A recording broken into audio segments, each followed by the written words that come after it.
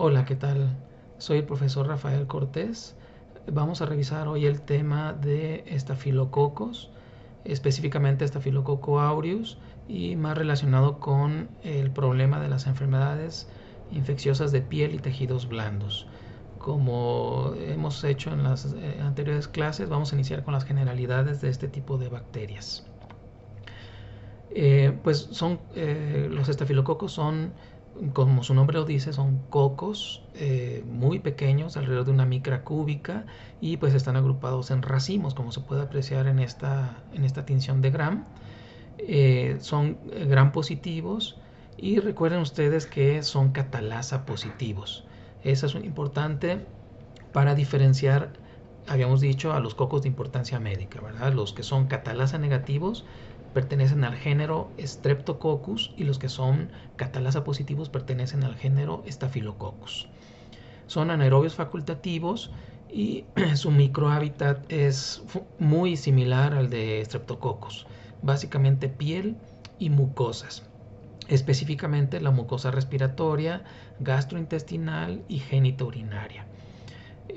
Una diferencia importante desde el punto de vista microbiológico es que estos estafilococos producen colonias grandes, a diferencia de los estreptococos, que decíamos que eran colonias muy pequeñitas. Es característico en este género la producción de algunos pigmentos en las colonias. Pueden tener pigmentos desde blancos hasta tonalidades amarillas. En general, pueden tener o no también hemolicinas y producir en los medios de agar sangre zonas de hemólisis. Tomando en cuenta estos dos parámetros, podemos clasificar a los estafilococos en dos grupos desde el punto de vista microbiológico. Los estafilococos no patógenos, por lo regular, las colonias son blancas y no tienen hemólisis alrededor de la colonia, a diferencia de los estafilococos patógenos, los cuales por lo general tienden a tener tonalidades amarillas en sus colonias y a ser hemolíticos. Esto es un parámetro muy genérico. Hay muchos estafilococos patógenos que no producen en realidad ningún pigmento y no son hemolíticos, pero es algo que nos puede estar orientando para tratar de identificar a estos patógenos. Hay varias especies de estafilococos, alrededor de unas 50 se han descrito y constantemente se están encontrando cada vez más. Aquí está indicado una prueba de catalasa positivo. Recuerden ustedes que se ponen unas gotas de agua oxigenada y ahí se impregna un poco de la colonia de un medio de cultivo. Si burbujea, es una prueba de catalasa positiva. Esto es lo que se puede ver macroscópicamente en el laboratorio en medios de gelosa sangre, las tonalidades estas amarillas o blancas que nos estarían indicando si este es un estafilococo no patógeno y este probablemente un patógeno. Aspectos muy genéricos, pero que nos pueden ir orientando hacia el diagnóstico microbiológico. Este es el otro parámetro, la hemólisis que habíamos comentado para los patógenos y zonas no hemolíticas o gamma hemolíticas, como se conoce para los estreptococos, para los estafilococos no patógenos. A pesar de que hay muchas especies de estafilococos, en realidad unas cuantas son las que tienen una relevancia médica. Vamos a tomar en cuenta solamente estas tres especies. Hay algunas otras que, sobre todo en personas inmunosuprimidas, generan algunas infecciones, pero son más raras. Tenemos estas tres especies: Staphylococcus aureus, Epidermidis y Saprophyticus. Como les hemos hecho anteriormente, la forma de identificarlos microbiológicamente está aquí en esta tabla. Hay algunos parámetros, por ejemplo, la prueba de catalasa, la capacidad o no de generar una enzima que se llama coagulasa y producir un coágulo cuando las incubamos en plasma. Generalmente es plasma de conejo. Otro parámetro es la fermentación del manitol, de un azúcar, y si son capaces de crecer o no en cloruro de sodio al 7.5%, una alta concentración de sal, o si son resistentes o sensibles a novobiosina. Y al final ponemos las enfermedades que producen. Por ejemplo, todos los estafilococos, recuerden ustedes que tienen catalasas, de tal forma que son catalasa positivos los tres. La forma de identificar Staphylococcus aureus es básicamente mediante tres pruebas. La prueba de la coagulasa, este es el estafilococo que tiene esta enzima coagulasa. Ninguna otra especie de estafilococo la posee, salvo algunos, pero son de importancia más que nada veterinaria. En realidad los de importancia médica, básicamente el único que produce esta enzima es Staphylococcus aureus. De tal forma que frecuentemente se le conoce en el ambiente médico como el estafilococo coagulasa positivo, por esta propiedad que tiene. Sería sinónimo de Staphylococcus aureus. Aquí vemos como Epidermidis ni Saprophyticus pueden coagular el plasma de conejo. En la fermentación del manitol, el único que lo puede hacer es Staphylococcus aureus. Los otros dos son negativos y también es el único que crece en cloruro de sodio a estas altas concentraciones de sal. Entonces, esos son los tres parámetros que nos permiten identificar a Staphylococcus aureus, que dicho sea de paso, pues es la especie más importante de este grupo o este género de estafilococos. ¿Qué enfermedad nos va a producir? Las vamos a analizar un poquito más adelante, pero las dividimos en infecciones supurativas, enfermedades relacionadas con toxinas o infecciones sistémicas. Staphylococcus aureus lo podemos identificar porque pues es coagulasa negativo y no fermenta el manitol, ¿de acuerdo? Staphylococcus saprophyticus específicamente lo identificamos en el laboratorio mediante la prueba de novobiosina. Cuando tenemos un coagulasa negativo, le hacemos novobiosina y si es resistente a este antibiótico, estamos ante la presencia de Staphylococcus saprophyticus. Epidermidis puede provocar infecciones nosocomiales, infecciones de heridas o infecciones en pacientes que tienen algún implante, por ejemplo ortopédico, algún catéter crónico, etc. Staphylococcus saprophyticus lo que produce más regularmente son infecciones de vías urinarias, fundamentalmente en mujeres jóvenes.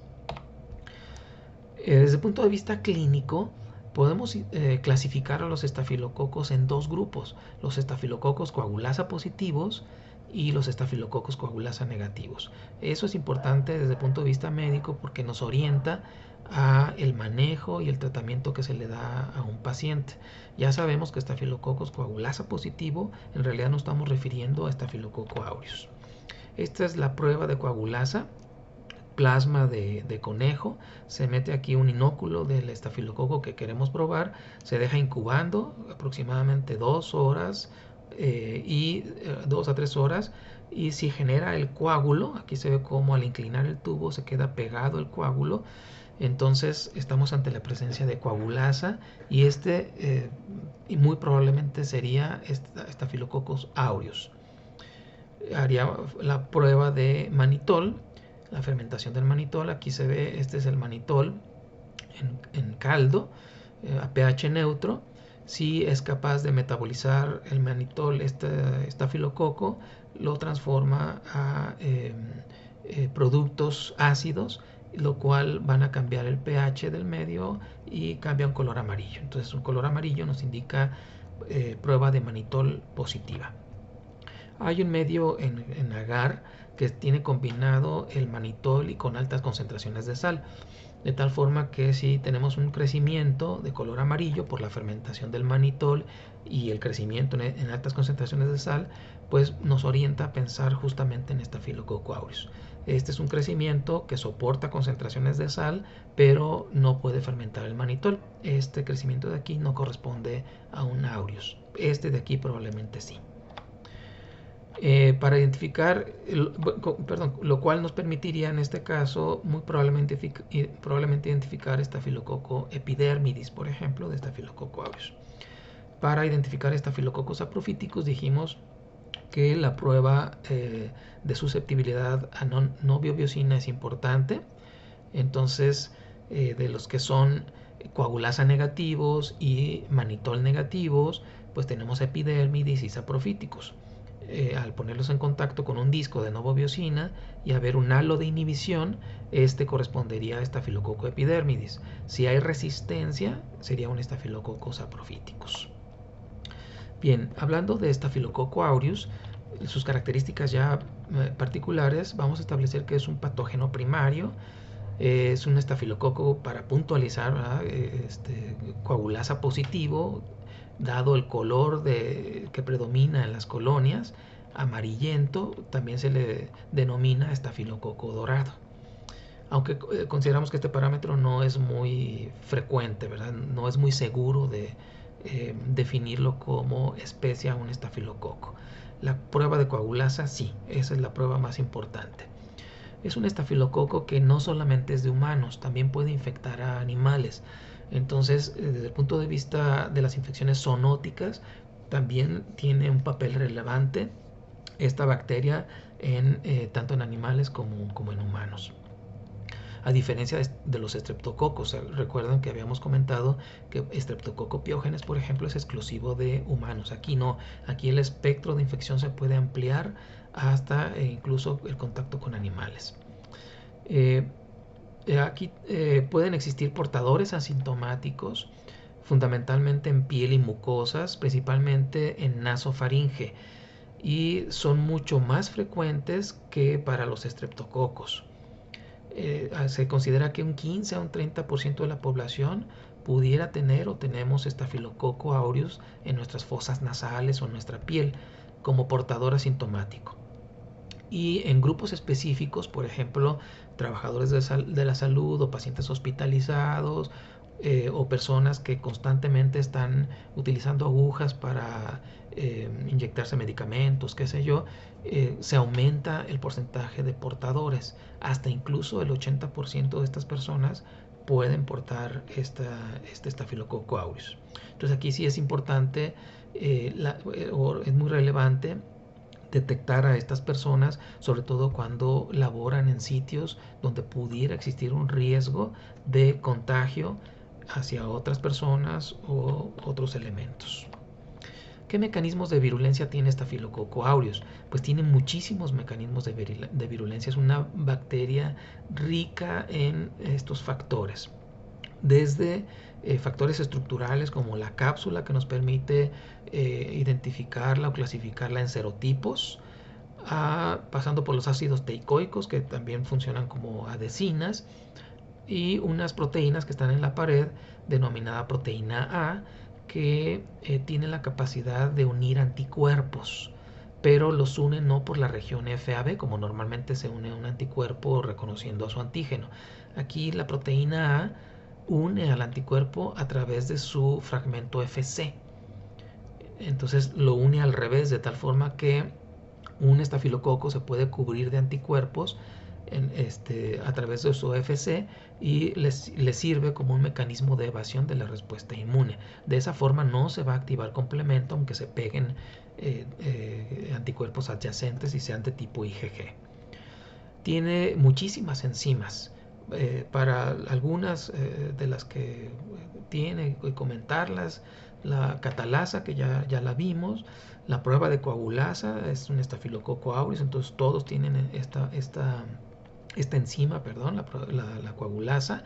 Lo que hace pues es actuar sobre el fibrinógeno y transformarlo en fibrina, que finalmente viene a formar el coágulo. Tiene penicilinasas y hialuronidasas, que son factores de invasión. Estafilocinasas, un efecto contrario a la coagulasa. En este caso se considera una fibrinolicina, disuelve coágulos y es un factor también de diseminación de esta bacteria, puesto que vive en la piel en forma abundante, pues tiene lipasas. Y bueno, tiene también nucleasas o DNasas. Todas estas enzimas y factores de adhesión son importantes como mecanismos de virulencia en las infecciones supurativas. Es importante que recuerden eso. Todas las infecciones que provocan pus, destrucción tisular, pues están dados por estos mecanismos de virulencia. Tiene también toxinas, una gran cantidad de toxinas. Tiene toxinas citolíticas, en donde pues muchas de ellas actúan destruyendo diferentes tipos celulares, desde fibroblastos a macrófagos, eritrocitos, células epiteliales, etcétera. Cobra relevancia dentro de estas toxinas la leucocidina de Pantone Valentine. Esta leucocidina es un factor de virulencia importante para identificar cepas agresivas. También estas toxinas, al ser destructivas, citolíticas, participan en las infecciones supurativas como un mecanismo, como su mecanismo de acción fundamental. Hay otras toxinas, las toxinas exfoliativas, que lo que hacen es destruir las uniones intercelulares de la capa granulosa de la epidermis y provocan desprendimiento de esa capa de la epidermis, provocando un síndrome que se llama síndrome de piel escaldada. Es una enfermedad asociada a Staphylococcus aureus, productores de esta toxina. Tienen también enterotoxinas. Estas enterotoxinas son capaces de producir cuadros diarreicos, incluyendo náuseas y vómitos. Un 50% de las cepas de Staphylococcus aureus son capaces de producir estas enterotoxinas.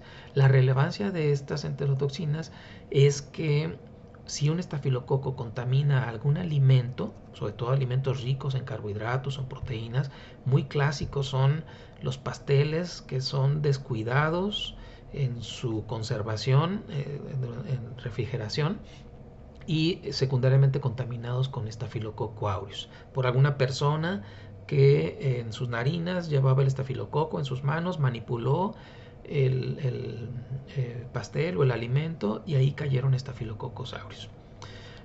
La situación es que esos estafilococos ya en el alimento produzcan las toxinas, las enterotoxinas. Esas se quedarían en el alimento y si una persona lo consume, pues entonces le va a provocar o diarrea o náuseas o vómitos. Esto es considerado como una intoxicación alimentaria. Otras condiciones para que el estafilococo que cayó en el alimento produzca estas enterotoxinas es que esté a una temperatura mayor a 10 grados centígrados. ¿Sí? Si no está adecuadamente refrigerado, ese estafilococo puede producir toxinas. Y un elemento importante es que no son destruidas incluso a 100 grados centígrados durante 30 minutos. Son termoestables. De tal forma que si un alimento que necesita cocción es contaminado previamente, pues la toxina no va a poder inactivarse. Y una persona que lo consuma, pues va a generársele la intoxicación alimentaria. Otra toxina es la toxina 1 del síndrome de choque tóxico. Es una toxina que actúa sobre el endotelio vascular, provocando salida de líquidos y provocando hipotensión, hipoperfusión, falla multiorgánica. Es una toxina que estimula una gran respuesta inflamatoria que puede tener desenlaces fatales. Alrededor del 20% de las cepas de Staphylococcus aureus pueden tener el gen para la producción de esta toxina y bueno, está asociado al síndrome de choque tóxico justamente. ¿Qué enfermedades nos va a producir? Pues están asociadas con los mecanismos de virulencia, ya mencionamos algunas de ellas. Para fines didácticos las vamos a dividir en infecciones supurativas o enfermedades mediadas por toxinas. De las supurativas tenemos una gran cantidad de infecciones que están catalogadas como infecciones de piel y tejidos blandos, desde impétigos, celulitis, foliculitis, furúnculos, carbuncos, abscesos. Esas son considerados como infecciones de piel y tejidos blandos, incluyendo la mastitis. Aquí la neumonía quedó mal ubicada, pero también es una infección muy frecuente, muy comúnmente asociada a infección secundaria posterior a una influenza, por ejemplo. Puede generar cuadros en hueso, osteomelitis, artritis sépticas, bacteremias, endocarditis. Muchas de las infecciones catalogadas como supurativas pues son asociadas a Staphylococcus aureus. Y las enfermedades mediadas por toxinas, ya las estuvimos viendo con los mecanismos de virulencia. Tenemos el síndrome de piel escaldada, la intoxicación alimentaria y el síndrome de choque tóxico. Aquí vemos algunas de las infecciones de piel y tejidos blandos. El impétigo, muy similar al que se provoca en Streptococcus pyogenes, solamente que aquí está más asociado a el tipo ampolloso. Hay más vesículas que en el caso de los estreptococos. Y la celulitis clásica, ¿verdad?, donde no se observa bien el borde de la lesión, con inflamación, eritema, dolor, bueno, una clásica celulitis. Estas son las foliculitis. Estas foliculitis, si se asocian varios folículos infectados, provocan furúnculos, como aquí en este caso, o aquí en este caso, se asocian varios foliculitis y se generan furúnculos. Si hay ciertas zonas de necrosis, tonalidades negras en la superficie, ya estamos hablando de antrax o de carbuncos. Los abscesos son muy característicos de Staphylococcus aureus, sobre todo en la piel, colecciones de pus con material, células muertas y células inflamatorias. Las enfermedades mediadas por toxinas, este es el síndrome de piel escaldada, fundamentalmente es una infección de neonatos. En general, pues la infección va a estar o en el cordón umbilical o en la garganta, y a partir de ahí se producen las toxinas, las cuales se diseminan por vía sanguínea y van a tener su efecto, como dijimos, en la capa granulosa de la epidermis, desprendiendo la piel, ¿verdad? Aquí se ve como esta zona se desprendió de la piel del bebé. La intoxicación alimentaria, ya lo mencionamos, contaminación secundaria por Staphylococcus aureus, que produce las toxinas, las deja en el alimento, y una persona que lo ingiere pues le va a provocar el dato clínico de diarrea o náuseas o vómitos, muy clásico en las fiestas donde se ofrecen alimentos que fueron contaminados con la bacteria accidentalmente, y una gran cantidad de personas que consumen este alimento 3 o 4 o 6 horas después de la ingesta de estos alimentos cursan con esta sintomatología. El síndrome de choque tóxico inicialmente pues fue asociado a mujeres en etapa de menstruación con el uso de tampones vaginales para la menstruación. Se pensó al inicio que el responsable de estos cuadros de choque tóxico pues era el material con el que se fabricaban los tampones. Ya después se averiguó y se encontró que realmente lo que provocaba el cuadro clínico era el Staphylococcus aureus, que estaba presente en la mucosa vaginal, y al poner un tapón vaginal se acumulaba sangre, sobrecrecía el estafilococo, y en esas condiciones producía la toxina 1 del síndrome de choque tóxico, que recuerden provoca pues manifestaciones sistémicas por cuadros de hipovolemia, de hipoperfusión, daño a diferentes tejidos, hay exantemas cutáneos, y hay una alta tasa de mortalidad. ¿Cómo se hace el diagnóstico microbiológico de las infecciones por Staphylococcus aureus? Pues inicialmente es clínico. Recuerden que muchas de las infecciones, pues el tratamiento inicial es empírico, entonces tienen que ser muy clínicos para hacer buenos diagnósticos. Auxiliar, tenemos el laboratorio, nos podemos apoyar de la microscopía. Aquí es un poco más fácil. Si tenemos una secreción, si tenemos un fragmento de tejido, se puede hacer la tinción de Gram y ahí se verían los cocos gram positivos. Recordemos que pues eso es orientador solamente. Se necesita hacer un cultivo en agar sangre o agar manitol, más selectivo este medio, para identificar a las colonias y finalmente saber si es un Staphylococcus aureus el causante. El diagnóstico pues es el que ya vimos al inicio. Si se identifican cocos gram positivos en esas colonias que pudieran ser beta o no hemolíticas, Se les hace la prueba de catalasa, si salen positivas, pues estamos ante un estafilococo. Para saber la especie, pues hacemos prueba de coagulasa y manitol. Si son positivas ambas, pues estamos ante un estafilococo aureus.